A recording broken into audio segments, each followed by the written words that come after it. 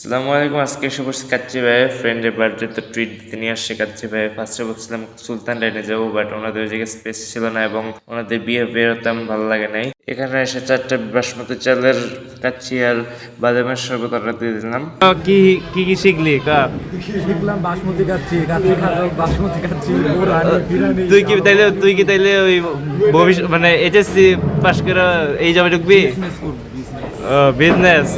তুই কি বাসমতি আনতে নিয়ে পরে অনুযায়ী মিলাই বেচবি? হালাল ব্যবসা, আকাম কুকাম করুন কেন?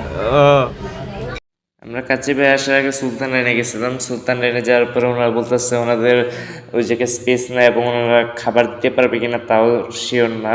ওনারা একটু বেশি অ্যাটিটিউড দেখাইতেছিল। তো পরে আমরা এই জায়গায় আসি, এই জায়গায় এসে আমাদের ওয়েট করতে হয়েছে। আমাদের পাশের টেবিলে সম্ভবত কাছ থেকে চুল পাইছে আর প্লাস্টিক, যতটুকু বুঝলাম।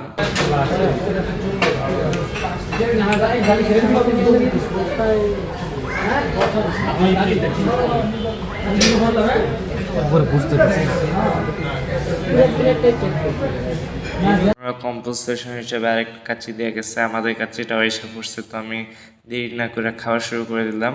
আমিও ভালো মতো দেখে কাচ্চিটা নিতেছিলাম, কারণ যদি কোনো চুল টুল থাকে হয়তো ফ্রেন্ডের বার্থডে ট্রিট হয়ে যাবো, হসপিটালের ট্রিট।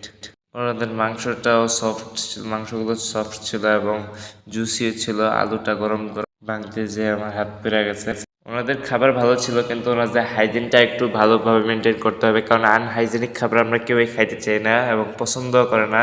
কারণ একটা স্পেশাল মোমেন্টে যখন আমরা একটা ওকেশনে যাই, তখন যদি ওনাদের খাবারটা ভালো হয় কিন্তু ওনাদের হাইজিন মেনটেন না থাকে, তখন ব্যাপারটা খুবই ডিসগাস্টিং লাগে। প্লাস এটা হেলথের জন্য অনেকটা রিস্কি হয়ে যায়। ওনাদের বাদামের শরবতটা ভালো ছিল।